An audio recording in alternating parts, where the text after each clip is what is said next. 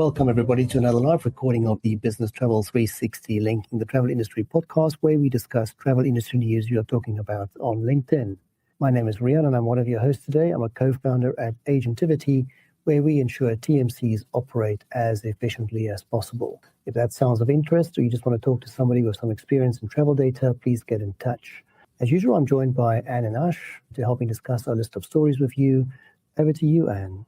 Thank you, Rian. My name is Anne. I'm an independent consultant with LeapShift. I'm happy to help you with anything related to distribution, such as airline retailing, one order, NDC. Over to you, Ash. Hi, everyone. My name is Ash. I'm the host of a weekly business travel podcast called What's Up in Business Travel, where we give you only the important updates in under 15 minutes. Additionally, I'm the Vice President of Client Success at Traxo, and this is Linking the Travel Industry.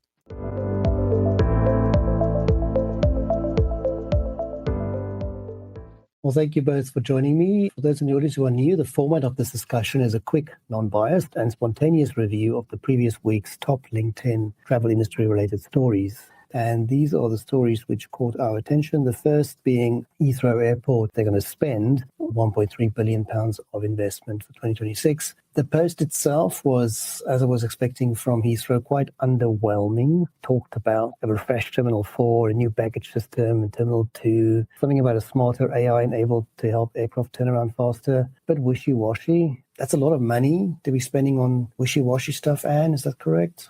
That's a lot of money. Well, let's hope that it's more than wishy-washy. Any high expectations about this from your side, Ash? Personally like this quite a bit, and anytime the traveler gets a better experience, I am all for it. If you can get me my bags faster and you can help the aircrafts move around quicker, I think that all leads to a good travel experience. So I like it quite a bit. Spend. Yeah, well, let's hope they spend it on the right stuff.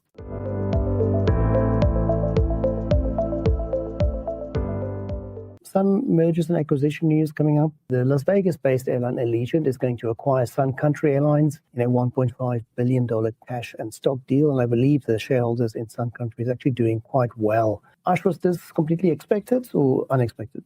Totally unexpected. I was very, very surprised when this news came out because there was no inkling of it at all. A few things around this, and I'm sure Anne has a lot of things to add to this conversation. While this is a surprise, it's actually not a surprise for the folks at Allegiant, because what I read in the news is that the Allegiant CEO was already approaching Sun Country last year for this merger. This was something that they were very excited about.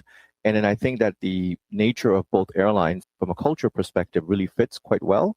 And the stock market's already spoken, so you kind of get a good feel for what the outcome might be. The other thing that I noticed, and I'd love to get your take on this, is that they're talking about that the combined airlines will create an additional over $1 billion worth of new synergies that will help each other. They both need it, and I think that this is going to be quite a great merger. And your thoughts? And it's really interesting because I've been reading one article on Cranky Flyer that say that they don't understand this merger at all, or this acquisition rather. And then, of course, another article that is also very positive, and so am I. I'm also very positive to this, because I think it makes sense. You know, Sun Country fly internationally, Allegiant don't. It also brings in charter into the Allegiant business. It brings in cargo as well. So I think there could be some really good synergies here, and also fleet-wise. And so it seems like they're very aligned in many ways, the way they operate. So I think it makes sense. The other thing I also read is that the profitability margin at Sun Country is double-digit numbers. So you're talking about like 10, 12%. In the airline world, as you know, it's not something that you see at all. They're coming in together with a little bit of a good scenario as well. Well, you're both very bullish about this one, and there's some good stats behind those. So yeah, it looks like good things are to come from this acquisition.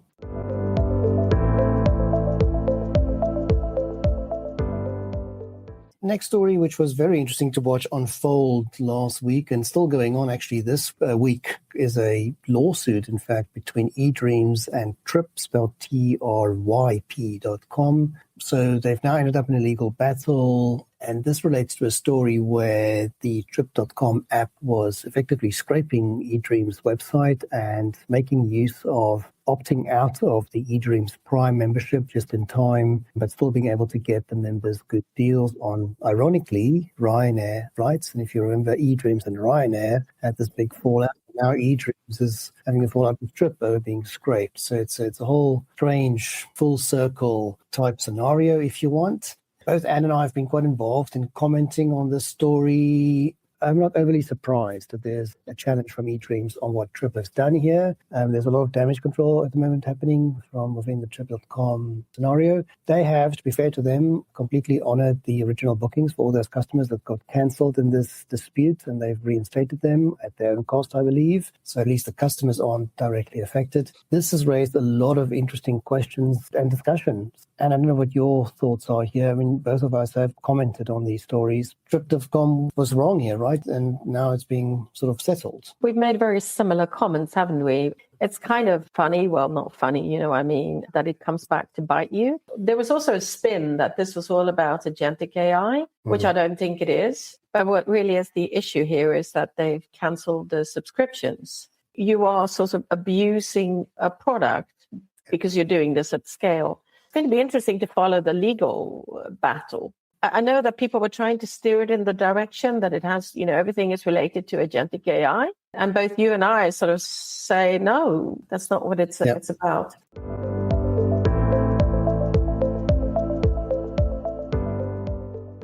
Another story which we picked up on last week was the announcement by Google that they've talked about the Universal Commerce Protocol, which they've launched with a group of retailers. I spotted a very interesting post by somebody called Benjamin Rattigan, and he talked about this post from how does it potentially impact travel. And it's a very interesting post to read. He goes through this and quite a few scenarios from hotels and OTAs and all those sort of things. We talk about AI and then MCP and then now it's, you know, UCP. And I'm sure you picked up on that post by Benjamin. What did you make of it?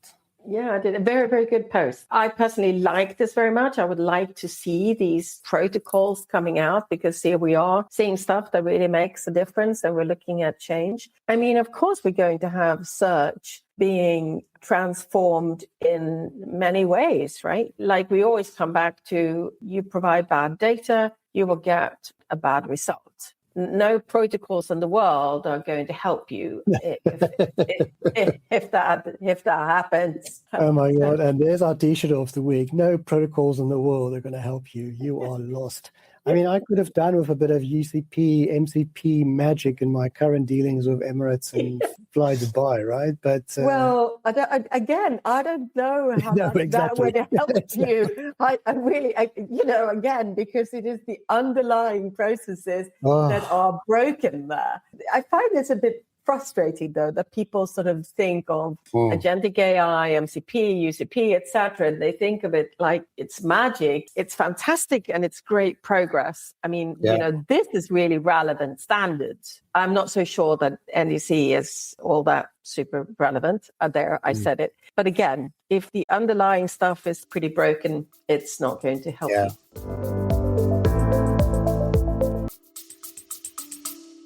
Stay with us. We'll be right back.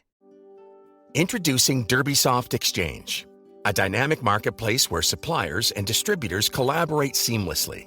Suppliers connect to global distributors like OTAs, travel agencies, and tour operators. Distributors, in turn, access a diverse inventory from both trusted chains and independent suppliers. All through one simple agreement, bypassing individual negotiations. DerbySoft Exchange. Control, cost, and connectivity. Ready to transform the future of distribution? Visit derbysoft.com/exchange.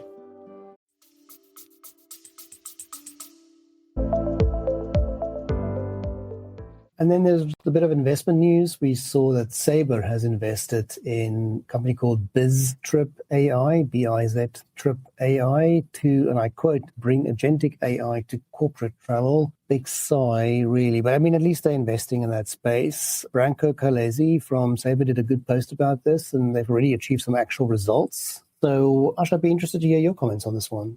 You know, I don't know much about BizTrip.AI, but I think that this is going to be looked upon as a good move in the future by Sabre. The use cases that they provide in terms of what they're looking to achieve, where the traveler gets to engage through agentic AI with booking flows and booking processes and steps that the traveler might take is definitely the right move, and I think it's sending Sabre in the right direction. I think that the part that Sabre will struggle with is not the ability for BizTrip.AI to be successful. They won't struggle with the ability for travelers to want to use a protocol like this. I think what they're going to struggle with is agency adoption of such a thing. So in my humble opinion, not that Sabre is listening to what I think, what Sabre should do is make this into a B2C service and go directly to the consumer and create a business line based on this, because it's going to take decades for the travel agency community to adapt. And it's going to take decades for the travel programs that are sitting at the travel agencies to adapt. It's going to be a long time before Sabre sees a benefit. The only way Sabre can overcome all of those hurdles is to simply go direct.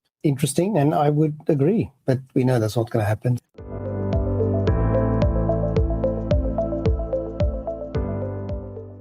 Next story that was much in the news and still is in the news really is the fallout between Ryanair and Starlink. So we've got two airline Starlink stories this week. The first one being Ryanair saying no to Starlink. Subsequent to that, there's been a bit of a online Twitter battle between, or X battle if you want, between Elon and our friends at Ryanair, between him and Michael O'Leary. It makes sense. There was a great post by Scott Newton where he posted about why this model doesn't fit Ryanair's business model. It's that simple. I don't know why Michael O'Leary is even bothering to comment publicly on Elon's, or fall for that, clickbait, because, someone was saying he's making mistakes about the drag coefficiency of this that's going to have on the aircraft, and that's not correct. But that's not what this is about. It doesn't fit their business model, plain and simple. It's going to add, like €1 per ticket, and the average Ryanair flight is very short. And also the average passenger on Ryanair is not going to be bothered with paying for in-flight Wi-Fi.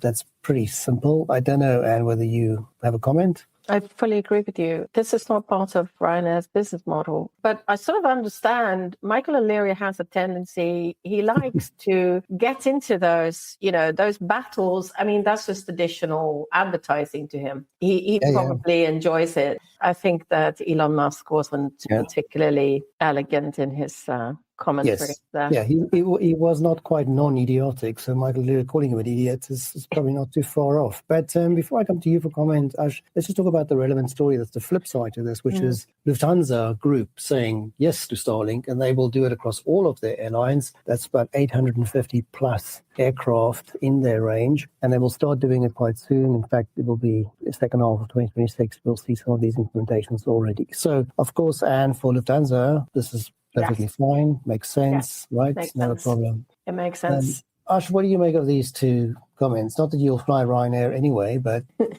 I like the previous story much better than the Lufthansa story because there's so much fun in there. Sometimes I think that when people do these things, they have kind of planned it a little bit and they're going to enjoy the moment.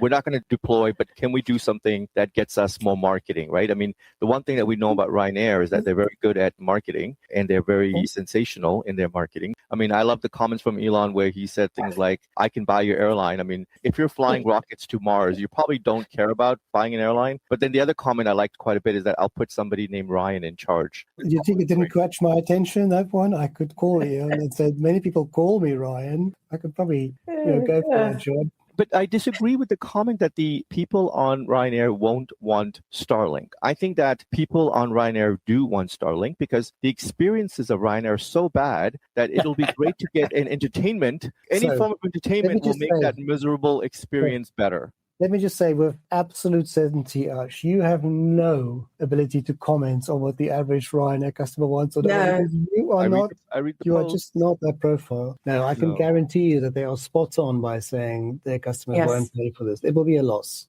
Yes, it will be a loss. Offer for free like everybody else does then. Ryanair, they won't do that, will they? No.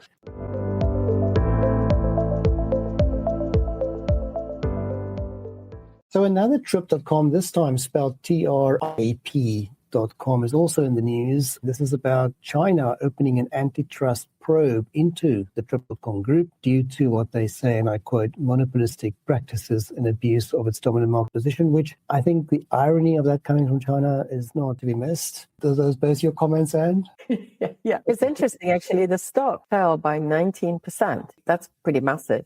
And Ash, any comments? I think that somebody at Trip.com screwed up on a business trip of the Chinese government and they got pissed off and now they're coming after them with all sorts of allegations. They're going after them for the abuse of dominant market positions. I didn't think that was a big deal in China, but apparently they found a reason. They're pointing at the Alibaba antitrust lawsuit. So they're comparing Trip.com against that one, so that this must be big, right? Somebody's trip really, really got messed up. And now they're going to come with them with Alibaba-type antitrust fines. I mean, Alibaba got $2.6 billion in fines from the government. Especially as Travel Guide controls all the distribution in China, right? Controlling all airline PSS and also all distribution system, the GDS as well. Yeah. I'm going to say that the source of all of this is somebody's trip went wrong. I would not be surprised, Ash. That sounds quite plausible, I have to say. It does.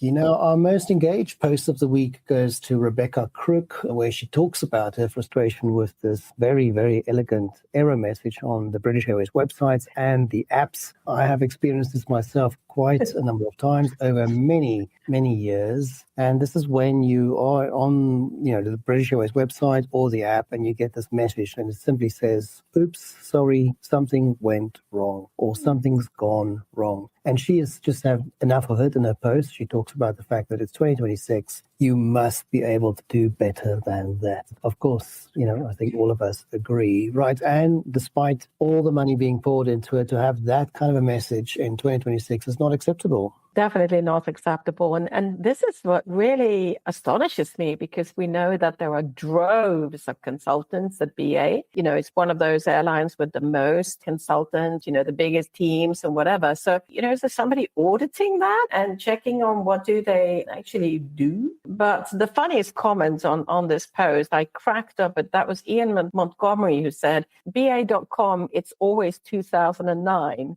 The year 2009, it was just so funny. It had me in stitches. It really did. Yes. So some excellent comments on this post. But it's quite remarkable. And as we know, I mean, this is 80% of the systems are all Amadeus, right? This is the T-shirt we need in the industry that just says, oops, something went wrong. That's all we need. Right, Ash? All last year, I was so excited about the new website that was coming up. Right. And if this is the website that's coming up, this is the worst thing ever. And I agree with you, Anne. There's a lot of people who probably made a lot of money behind the scenes on this project and delivered nothing. I would just fire the entire digital team at BA. Honestly, I would. And I would call up my friends at American Airlines and say, hey, how about you take on our booking flow into AA.com? We'll send everybody to AA.com to book travel. And since we're part of the One World Alliance anyway, it makes all the sense that BA flights and AA flights are both booked on AA.com. I think that would be the right move. It was great to see the comparison of the Ryanair app there, where people said, well, the Ryanair app works to perfection. And of course it does. It does. It does. It does work very well. Yes. It does work very, very, very well. I wish I could just, dig behind the scenes and see where is the money going?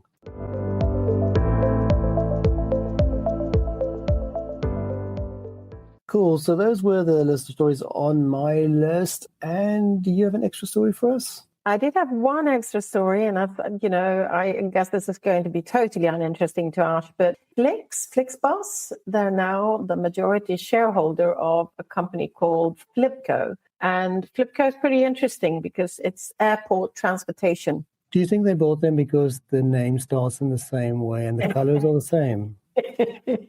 Because the colors of Flixbus is green, the colors of Flipco is green. Green is a great color, especially if you go for all the sustainability. I'm just making the kind of comments I'm anticipating Ash going to make on the story. I have no comments on that story. But I do have a couple of stories of my own. Okay. I think you guys might find this interesting. Air Asia X will officially change the name to Air Asia. So they're dropping the X. And the other thing that they're saying, their CEO, and I'm surprised that Anne didn't pick up on the story because this is right up Anne's alley in terms of Air Asia, but they're going to integrate all the brands into one single brand called Air Asia now. And they're saying that the investments that they're getting in terms of this major step that they're taking, which is part of their broader restructuring, looks to improve their profitability margins by 30%. That's pretty cool. That makes sense. Yeah, makes sense. Makes sense. Yeah. And then the other story is that United Airlines is now allowing all passengers pre-order meals on their app in advance. So they've been doing this with the short flights for quite a while now, for about 4 years, 5 years now. But now they're looking to make that part of their norm on advance orders. And the thing that they're pointing to is that this helps them manage up to 100,000 pounds of unused foods annually. By introducing this, they increase customer satisfaction by 40% with the passengers that could pre-order. I'm sometimes so amazed because this is normal in anywhere else in the world. You can pre-order your meals quite easily, even on trains. So it's strange you guys only catch up to this now. I think that the idea here is that if you don't pre-order, there's nothing in the plane for you. It's not like you get to just have optional, a pre-order. Yeah, it's like if you want the food, then you have to pre-order it. Helps them with their fuel efficiency, right? Less wait on the. I have a related British Airways joke for you, which may or may not end up in a recording. But do you want to hear it, Ash? Yes, definitely. Yeah. So it is about the stewardess coming down the aisle, asking people, offering sandwiches and asking them, what do you like? And the guy says, what are the choices? And she says, yes or no. That will make Would you like a sandwich? What's the choice? It's yes or no. I think that might be a wrap for today. A lot of stories there. Let me hear from you. Some positive stuff. We'll see what happens. We do this weekly, as Ash will remind us. Thank you, Anne and Ash, for your contribution. Over to you, Anne. Thanks, everyone, for listening. And over to you, Ash. Thank you all for joining today's live recording of Linking the Travel Industry. We record this podcast live every week on Monday.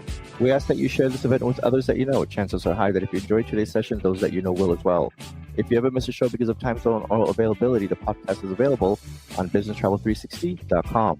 This is Linking the Travel Industry, signing off.